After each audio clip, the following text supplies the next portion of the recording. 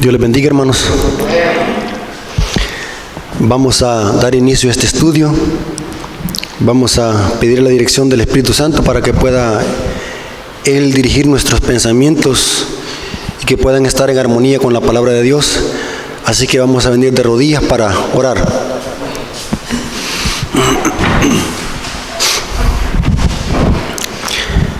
Señor que está en el cielo, santificado sea tu nombre. Gracias, Señor, por permitirlos reunirlos en tu santo templo para poder escuchar tu palabra.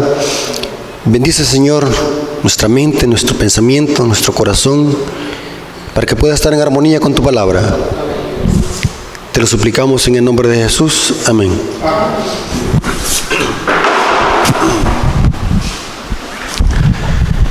Quiero que profundicemos en el contenido de la sexta plaga.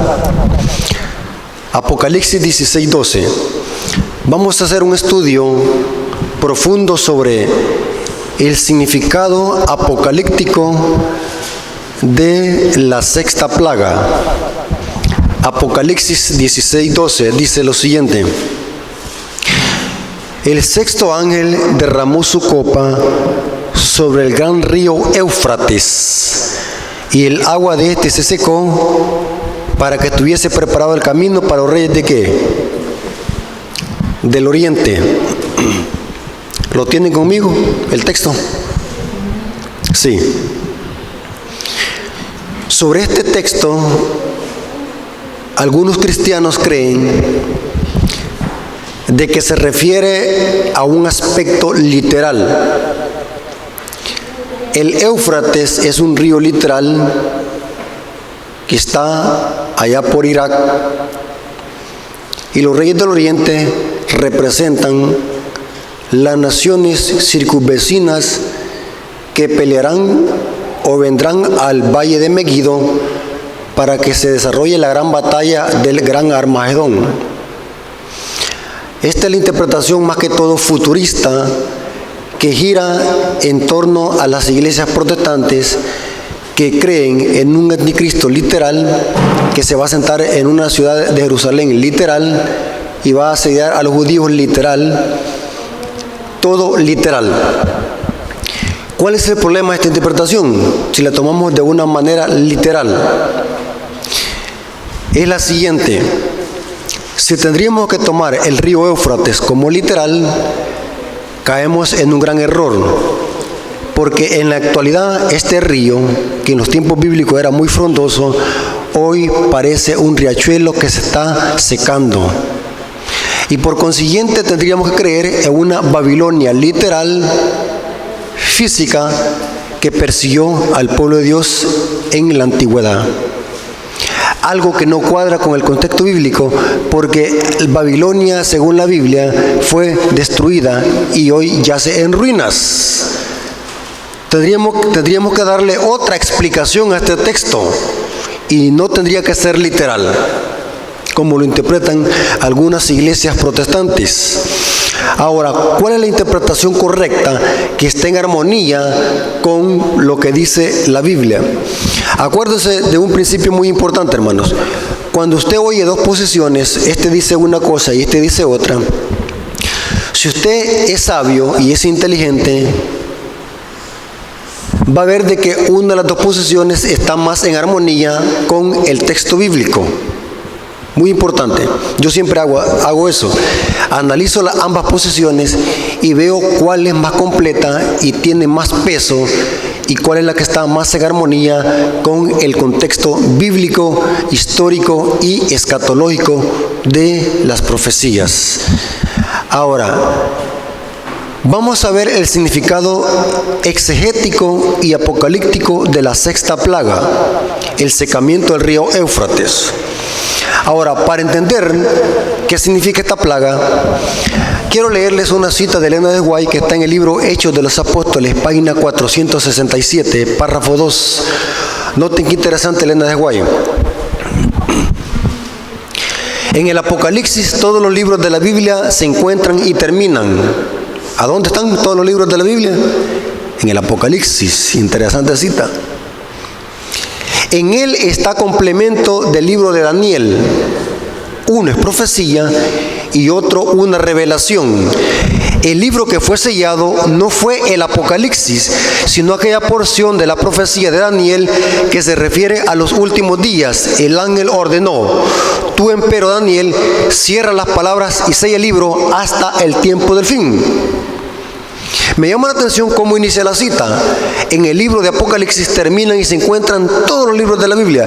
En otras palabras, en Apocalipsis está Génesis hasta ¿qué? Judas. Interesante. Eso significa que para entender el libro de Apocalipsis o alguna porción de Apocalipsis, tenemos que conocer ¿qué? La Biblia desde Génesis hasta Judas. Porque en Apocalipsis terminan y se encuentran todos los libros de la Biblia. ¿Captaron? Sí. Ahora, vamos a ver que la sexta plaga debe de entenderse en términos simbólicos. Y vamos a ver de que Juan sabía de qué estaba hablando a su público. Y su público, a la hora de leer este mensaje, iba a captar inmediatamente el mensaje, porque era un público que estaba familiarizado con todos los profetas y especialmente la Torá o los 5 libros de Moisés. Hay dos historias tipológicas que nos ayudan a entender qué es el secamiento del río Éufrates en el tiempo del fin. Vamos a ver que en estas dos historias se ven los siguientes elementos. Dios liberta a un pueblo y para libertarlo derrama ciertas plagas o ciertos juicios, saca a su pueblo, y vamos a ver de que se ven en estas dos historias que vamos a leer, se ven incluidas aguas, que aparentemente estas aguas están contra el pueblo de Dios, pero al final se vuelcan contra los enemigos. ¿Contaron los elementos que vamos a estudiar? La primera historia la encontramos en la liberación de Israel de Egipto. Muy importante. ¿Qué método usó Dios para sacar a Israel de Egipto? ¿Qué método usó Dios para presionar a Faraón y que dejara ir al pueblo de Dios? ¿Qué método usó Dios? Derramó ¿cuántas plagas? 10 plagas. A la última plaga, que fue la más fuerte porque fue la muerte de los primogénitos, en esta plaga sí Faraón se vio presionado al extremo y dejó ir al pueblo de Israel bajo presión. No era por su consentimiento, sino que fue presionado por la justicia de Dios y por la ira. Pero lo interesante es que cuando el pueblo de Israel salió de Egipto en peregrinaje para llegar a la Canaán, Faraón no se quedó con los brazos cruzados. Faraón se llenó de ira y empezó a armar su ejército y persiguió a Israel para tratar de matarlo. Interesante que Faraón alcanzó a Israel cuando estaba pronto por llegar ¿qué? A las orillas del Mar Rojo. Imagínense la escena. El pueblo de Israel viene huyendo. Atrás viene Faraón para matar al pueblo. Y enfrente tienen el mar. ¿Para dónde van a salir? Solo había una opción: que los mataran o meterse al agua ahogados. Aparentemente las aguas estaban a favor ¿de quién? De Faraón. Pero Dios hace un milagro. Las aguas se tornan a favor ¿de qué? Del pueblo. ¿Cuál fue el milagro que Dios hizo? Noten lo que dice Éxodo 14, versículos 21 y 23. Y extendió Moisés su mano sobre el mar, e hizo Jehová que el mar se retirase por recio viento oriental toda aquella noche, y volvió el mar en seco, y las aguas quedaron ¿qué? Divididas. Entonces los hijos de Israel entraron por medio del mar en seco, teniendo las aguas como muro a su derecha y a su izquierda, y quitándolos los egipcios, y siguiéndolos los egipcios, entraron tras ellos hasta la mitad del mar, toda la caballería de Faraón, sus carros y su gente de a caballo. Noten que el mar se abre y para que el pueblo de Israel cruce en seco. Ya cuando el ejército de Faraón estaba en medio del mar, que estaba dividido, sucedió algo. Versículo 26 y 29. Y Jehová dijo a Moisés: extiende tu mano sobre el mar para que las aguas vuelvan sobre los egipcios. ¿En contra de quién se volcaron las aguas, hermanos? ¿En contra de quién están las aguas hoy? De Faraón y los egipcios. Esas aguas que estaban en contra del pueblo porque no podían pasar a menos que se abriera el mar, ahora esas aguas estaban en contra de ¿qué? De los egipcios, sobre sus carros y su caballería. Entonces Moisés extendió su mano sobre el mar cuando amanecía, y el mar se volvió con toda su fuerza, y los egipcios al huir se encontraban con el mar. Jehová derribó a los egipcios en medio del mar, y volvieron las aguas y cubrieron los carros y la caballería y todo el ejército de Faraón que había entrado tras ellos en el mar. No quedó en ellos ni uno, y los hijos de Israel fueron por medio del mar en seco, teniendo las aguas por muro a su derecha y a su izquierda. ¿Notaron, hermanos, que el pueblo de Israel pasó en seco a la otra orilla del mar? ¿Y quiénes son los que murieron por las aguas? Faraón y todos los egipcios. No quedó ninguno. ¿Qué pasó cuando Israel llegó a la orilla del mar, al otro lado? ¿Cantaron qué? Un himno de victoria, un cántico de victoria. ¿Y qué decía ese cántico? Éxodo 15:4. Echó en el mar los carros de Faraón y su ejército, y sus capitanes escogidos fueron hundidos en el mar Rojo. ¿Por qué? Porque las aguas ahogaron a los egipcios, y Dios libertó a su pueblo que había estado cautivo. ¿A dónde? En Egipto. Tremendo, hermanos, tremendo. Ahora, vamos a ver otra historia tipológica. Y vamos a ver, hermanos, cómo lo literal, la historia, en Apocalipsis viene a tornarse en símbolo apocalíptico. La historia de la caída de Babilonia. Saben de que la historia bíblica dice de que Babilonia estaba situada entre dos ríos. De allí proviene la palabra Mesopotamia. Mesopotamia, Esteban lo mencionó en Hechos capítulo 7. La palabra Mesopotamia significa entre dos ríos. Es de donde fue llamado Abraham de Ur de los Caldeos. Abraham, en otras palabras, vivía en Babilonia, porque en Babilonia era que había dos ríos. Esta ciudad babilónica estaba situada entre dos ríos, y eso significa Mesohipótamos, entre dos ríos. ¿Cuáles eran esos dos ríos? Era el río Tigris y el río Éufrates. Pero el río más caudaloso que pasaba dentro de Babilonia era el río Éufrates. Este río pasaba por en medio de la ciudad.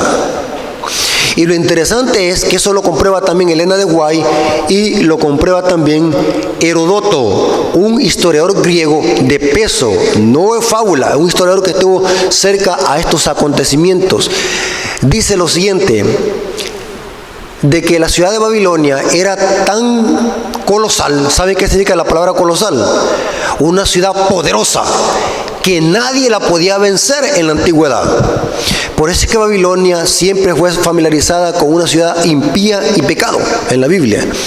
Según la historia, Babilonia tenía un muro tan gigantesco y tan ancho que, según Heródoto, podían caber de ancho 4 carretas del alado. Imagínense cómo era ese muro de ancho. Había una gran protección sobre este muro.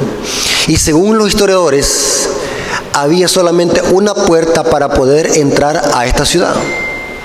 Y esta puerta tenía unas grandes rejas de que se incrustaban en la tierra, bajo el río.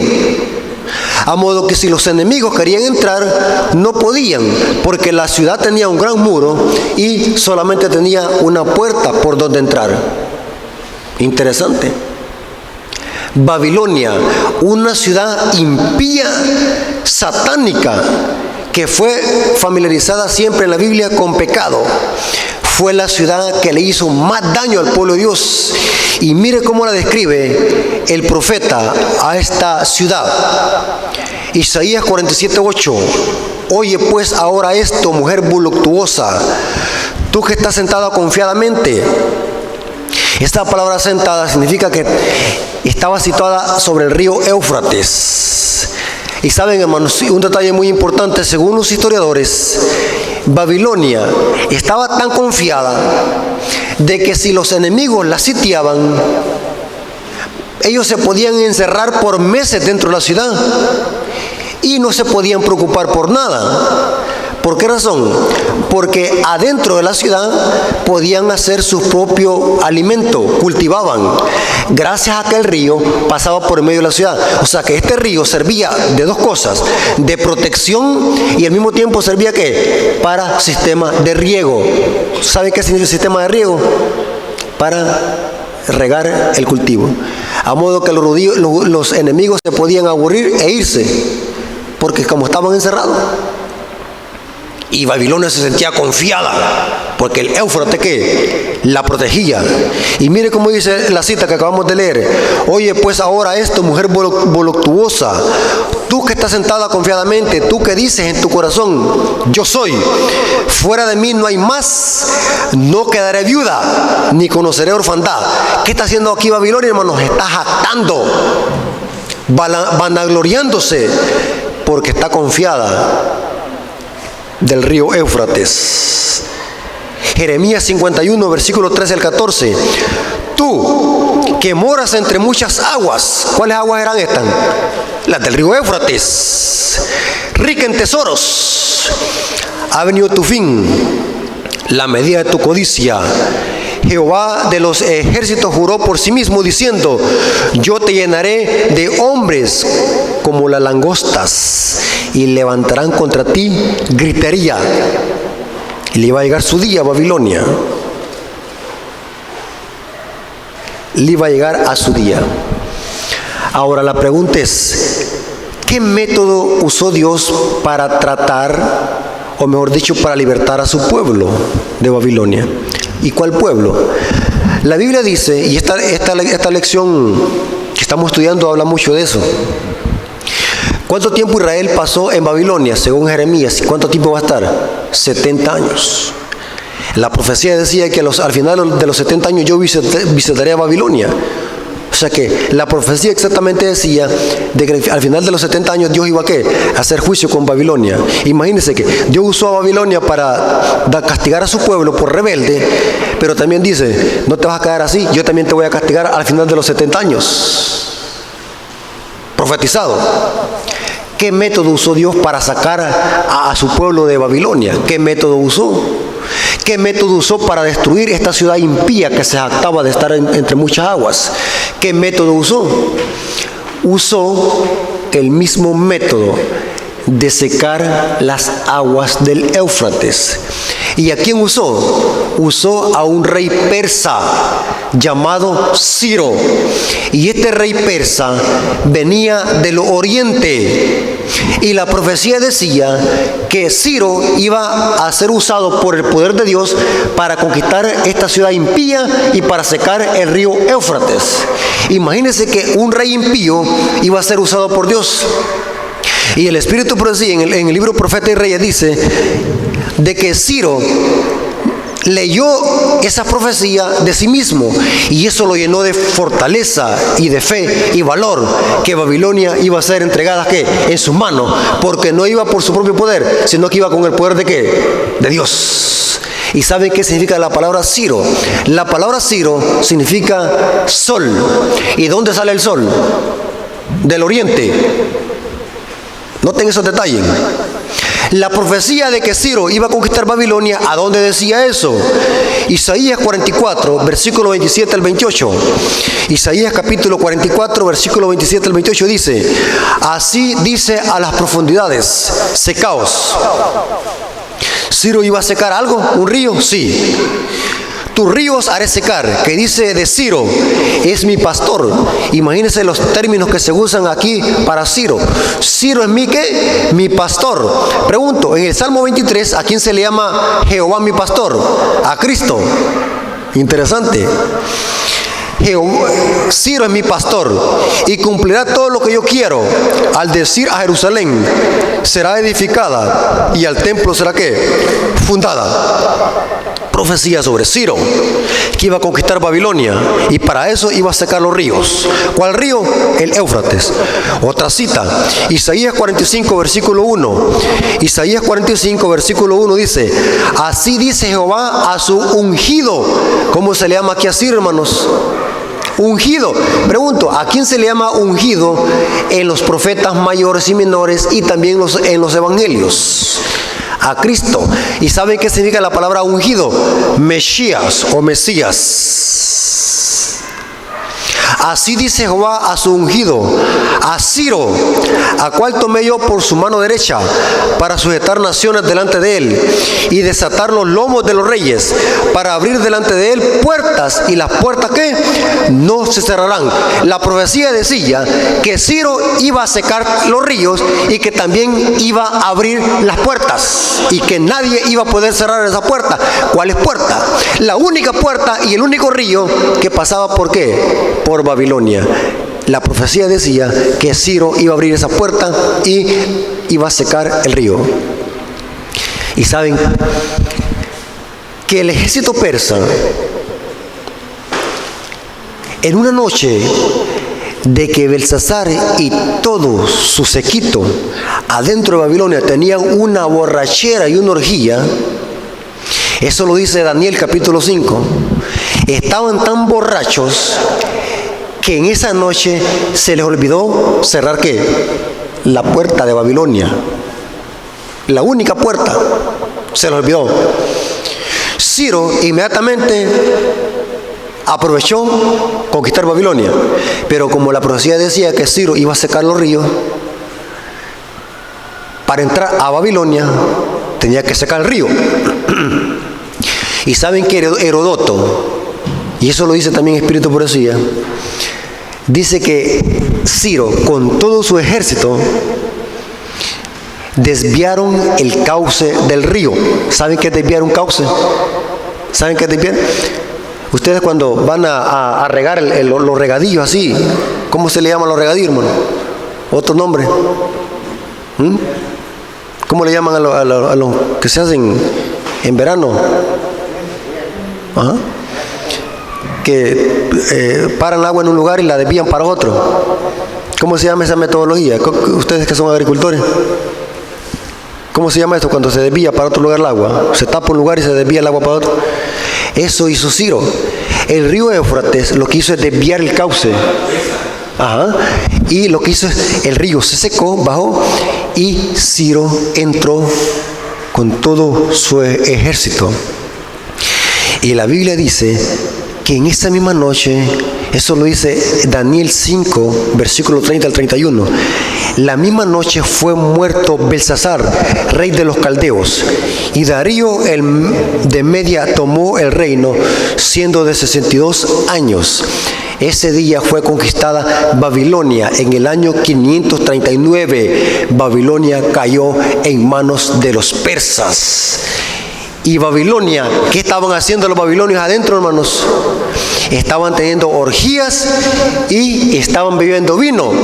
Y no solamente estaban bebiendo vino, hermanos, sino que desafiaron al Dios de Israel, mandando a traer los vasos sagrados del templo de Jerusalén y tomar vino y alabar a sus dioses. Babilonia, desde los tiempos antiguos, se distinguió por hacer mezcla de lo santo y lo profano, de mezclar lo santo y lo profano. En esa misma noche Babilonia fue ¿qué? Conquistada. El río que protegía a Babilonia, ese río ¿qué? Sirvió a favor de ¿qué?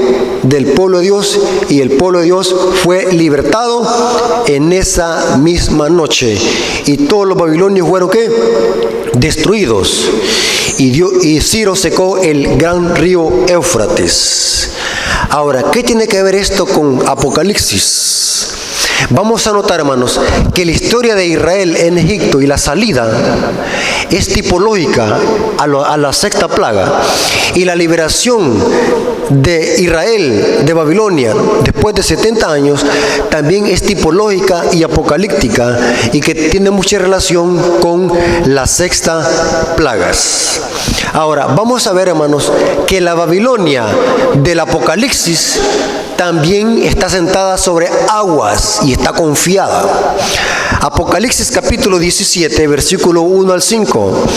Vino entonces uno de los 7 ángeles que tenía las 7 copas y habló conmigo diciéndome: ven acá y te mostraré la sentencia contra la gran ¿qué? Ramera, la que está sentada sobre muchas aguas, con la cual han fornicado los reyes de la tierra, y los reyes, los moradores de la tierra, se han embriagado con el vino de su fornicación. Y me llevó el espíritu al desierto, y vi una mujer sentada sobre una bestia escarlata llena de nombres de blasfemia. Pregunto, ¿esta mujer en qué está sentada? En 2 cosas. Está sentada sobre las aguas, y está sentada ¿qué? Sobre una bestia. Pregunto, para que esta mujer ramera controle a las muchedumbres, ¿de qué manera las controla? Dándoles ¿qué? Vino. Muy importante eso, porque a esta mujer ramera en Apocalipsis 14:8 y en Apocalipsis 18 se le da un nombre llamado ¿qué? Babilonia. Y eso lo corrobora también el versículo 5 de Apocalipsis 17. Y en su frente un nombre escrito: Babilonia la grande, la madre de las rameras y de las abominaciones de la tierra. Pregunto, hermanos, ¿Babilonia aquí es una ciudad literal? No, porque ya vimos que Babilonia ¿qué?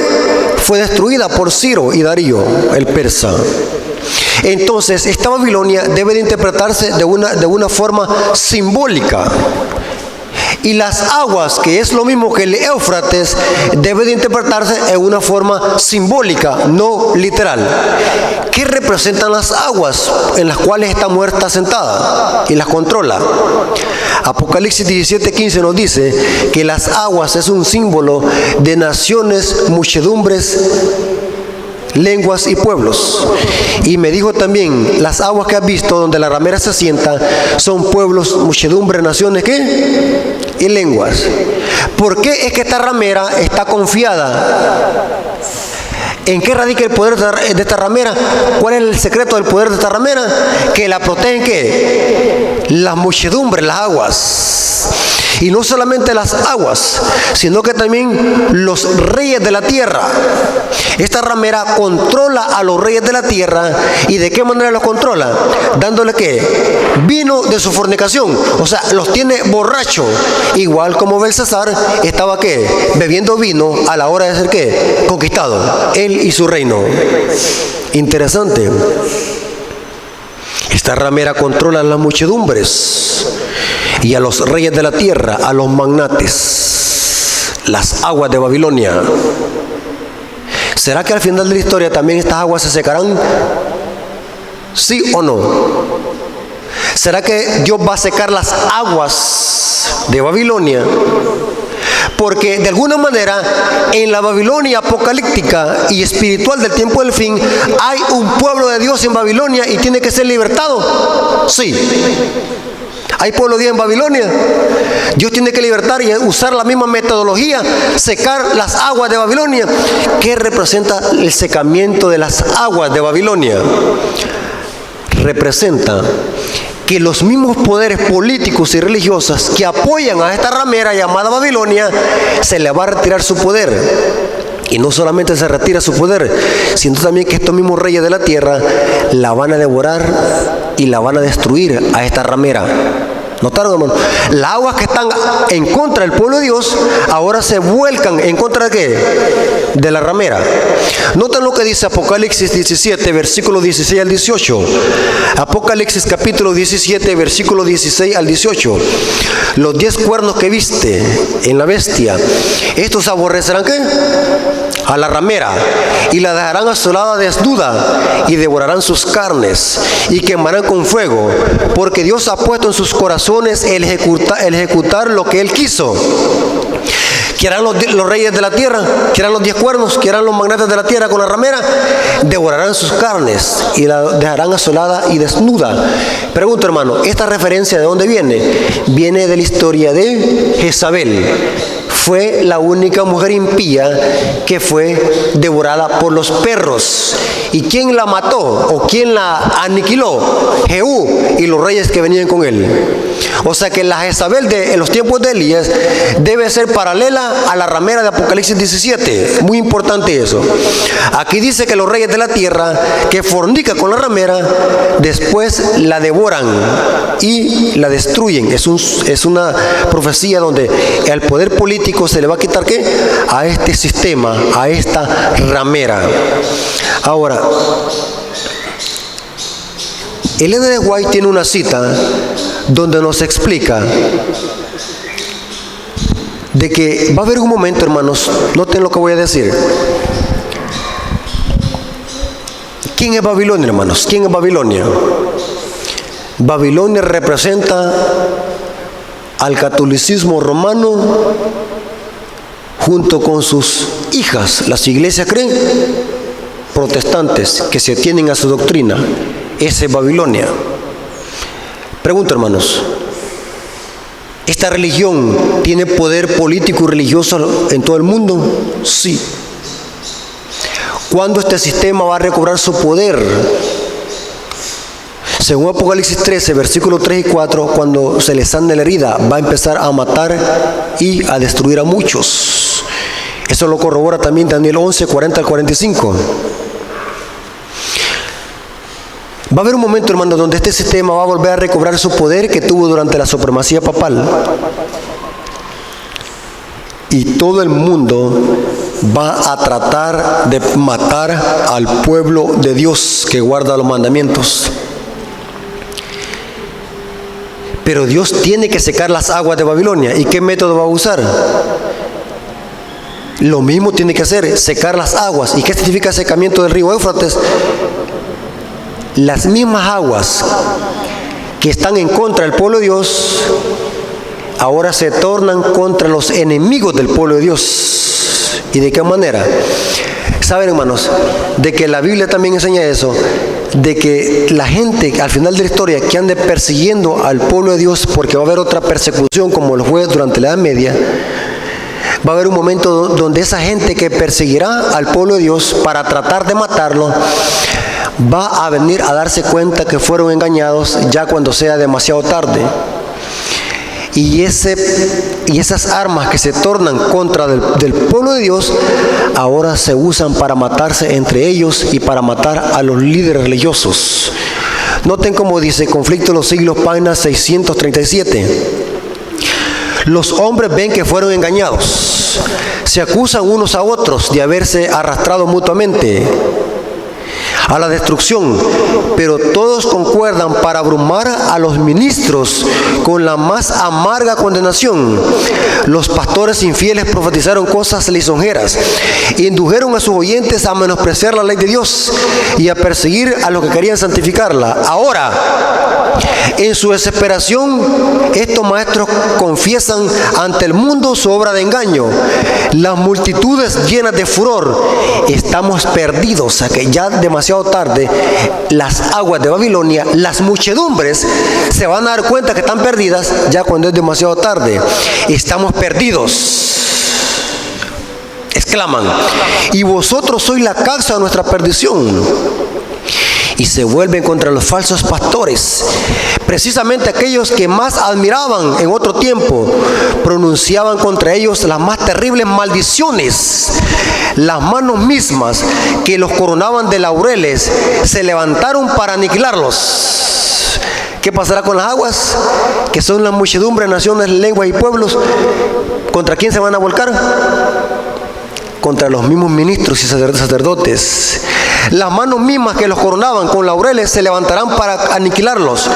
Las espadas que debían servir para destruir al pueblo de Dios se emplean ahora para matar a sus enemigos. ¿Qué pasó con las aguas aquí? Las aguas se ponen en contra de ¿qué?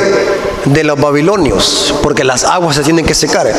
El secamiento del Éufrates apocalíptico representa de que a este sistema se le quitará el apoyo político y religioso. Y no solamente eso, sino que las muchedumbres que antes apoyaban este sistema se vuelcan contra los ministros y sacerdotes para matarlos. Esas armas que iban a usar para matar al pueblo de Dios al final de la historia van a ser usadas ¿para qué? Para los mismos que líderes religiosos. Ese es el secamiento del Éufrates de Babilonia. Mire cómo dice Zacarías 14, 2 y 15. Zacarías capítulo 14, versículos 2 y 15. Y esta es la plaga con la que herirá Jehová a todos los pueblos que pelearán contra Jerusalén. La carne de ellos se corromperá, estando ellos sobre sus pies. Noten cómo dice. Y se consumirán las cuencas de sus ojos. Tremendo, hermano. O sea que van a quedar como que son calavera. Y la lengua se les deshará en su boca. Y acontecerá que en aquel día habrá entre ellos gran pánico enviado por Jehová. Y trabará cada uno de la mano de su compañero. Y levantará su mano contra la mano ¿de qué? De su compañero. ¿Qué es lo que hace Dios aquí? Los confunde a los babilonios. Las mismas armas que se tornan contra el pueblo de Dios, ¿qué es lo que hacen los impíos? Entre ellos mismos se matan. Las armas se vuelcan ¿contra quién? Contra sus hermanos. Y Judá también peleará en Jerusalén. Y serán reunidas las riquezas de todas las naciones alrededor. Oro, plata, ropa de vestir en gran abundancia. Así también será la plaga de los caballos y de los mulos y de los camellos y de los asnos y de todas las bestias que estuvieran en aquellos campamentos. Interesante esta plaga, que los impíos entre ellos solos se matan. Dios los confunde. Ahora, hermanos, ¿creen ustedes que Dios también va a sacar a un pueblo de Babilonia espiritual? Así como sacó a sus hijos después de 70 años cautivos en Babilonia. ¿Cree usted de que el paralelo apocalíptico es idéntico? Sí, Dios tiene un pueblo en Babilonia y lo tiene que sacar, pero tiene que secar las aguas del Éufrates. ¿A dónde dice eso? Apocalipsis 18:4. Y oí otra voz del cielo que decía: salid de ella, pueblo mío, para que no seáis partícipes de sus pecados, ni recibáis parte ¿de qué? De sus plagas. Pregunto, ¿de dónde llama Dios a su pueblo? De Babilonia. Pregunto, hermanos, si Babilonia son estos sistemas católicos y protestantismo apóstata que practican doctrinas falsas, que es el vino de Babilonia, pregunto, ¿en estos sistemas hay un remanente, hay pueblo de Dios en estos sistemas? Sí, porque entonces Dios no lo saca. Tiene que secar las aguas del Éufrates. Notan lo que dice Eventos de los Últimos Días, página 169. En el capítulo 18 de Apocalipsis se exhorta al pueblo de Dios a que salga de Babilonia. Según este pasaje de la Escritura, muchos del pueblo de Dios deben estar aún en Babilonia. ¿Y qué comunidades religiosas se encuentra actualmente la mayoría de discípulos de Cristo? Sin duda alguna, en varias iglesias que profesan la fe protestante. Tremenda cita. ¿A dónde está la mayoría del pueblo de Dios que se va a salvar? En Babilonia. ¿Significa que la minoría dónde está? En iglesia adventista. Y esto pone a pensar, hermano. Esto te pone a pensar. Eventos de los Últimos Días, página 170, párrafo 1. A pesar de las tinieblas espirituales y el alejamiento de Dios que se observan en estas iglesias que constituyen Babilonia, la mayoría, noten, hermanos, la mayoría de los verdaderos discípulos de Cristo se encuentran aún en ellas, y Dios tiene que sacarlos. ¿Y qué es lo que tiene que hacer para eso? Secar el Éufrates de Babilonia. Secarlo. Pero cuando se seca el Éufrates, la sexta plaga dice que estaba preparado el camino ¿para qué? Para los reyes del oriente. ¿Cómo se llamaba Ciro? Mi ungido y mi pastor. ¿De dónde venía Ciro? Del oriente. ¿Y qué significa la palabra Ciro? Sol. Son términos que se le aplican ¿a qué? A Cristo. Es imposible tomar literal la sexta plaga. como dicen los protestantes, que son naciones del oriente, chinos y rusos, que se van a reunir en el valle de Megido para luchar contra Israel en el monte de Megido. Está fuera de contexto y no cuadra con la simbología apocalíptica. Los reyes del oriente no son los chinos y los rusos. ¿Quiénes son los reyes del oriente? ¿Cómo se le llamaba a Ciro? Mi ungido, mi pastor y sol. Términos que se usan ¿para quién? Para Cristo. Entonces, ¿quiénes son los reyes del oriente? Cristo y sus ángeles. Según la Biblia, ¿de dónde viene Cristo cuando viene por segunda vez? Mateo 24, 27. Porque como el relámpago que sale del oriente y se muestra hasta el occidente, así será ¿qué? También la venida del Hijo del Hombre. ¿De dónde aparecerá Cristo en la segunda venida? Del oriente. En el plano cartesiano, hermanos, norte y oriente son puntos cardinales de luz. Dios nunca va a venir de un lugar de tinieblas. Y saben algo muy interesante, hermanos. En la primera venida de Jesús, cuando nació como bebé, también Lucas dice que apareció de donde sale la aurora. ¿Saben qué significa la aurora? Lucas menciona eso en el capítulo 1. La aurora es otro nombre para referirse al amanecer, cuando está amaneciendo.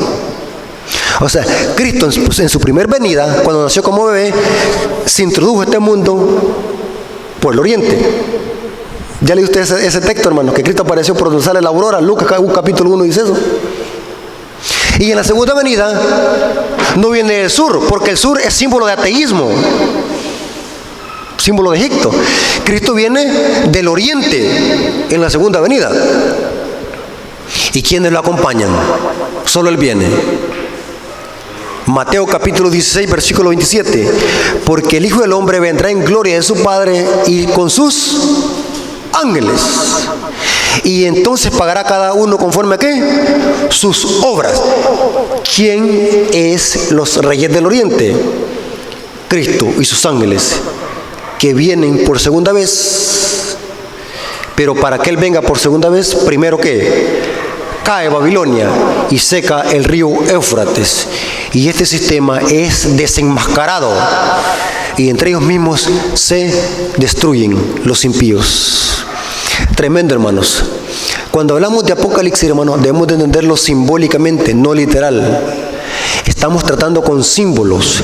Babilonia representa el cristianismo apóstata. El Éufrates representa las muchedumbres que este sistema controla, dándole vino que representa las falsas doctrinas. El secamiento representa de que se le retire el poder político y religioso a este sistema. Y entre ellos mismos que se matan. Eso es el secamiento del Éufrates. Y cuando el río se seca, eso se prepara el camino ¿qué? Para los reyes del oriente, que es Cristo, ¿qué? Cristo Jesús y sus ángeles. Eso es el significado correcto de la sexta plaga. Estamos tratando con símbolos, hermanos. ¿Quedó claro, hermanos? ¿Qué significa la sexta plaga? ¿Y por qué Dios derrama la plaga sobre este gran río Éufrates? Porque Babilonia está confiada, hermanos. ¿Sabe cuando leo yo estas profecías, hermanos? Me llena de consuelo saber de que Dios está al control de lo que va a pasar en este mundo, hermanos. Aunque aparezca aparentemente que el diablo está ganando el juego en este conflicto entre el bien y el mal, Dios lleva todo bajo control. Satanás se está preparando, hermanos, para su último ataque, hacer de que las aguas del Éufrates traten de extirpar y ahogar al pueblo de Dios. Pero Dios dice: Babilonia, te va a llegar tu día. Y para eso, ¿qué es lo que va a hacer Dios? Secar el Éufrates. A este sistema le va a llegar su fin. Daniel dice que la bestia, el cuerno pequeño, fue lanzada al lago de fuego, porque todo sistema le llegará a su fin.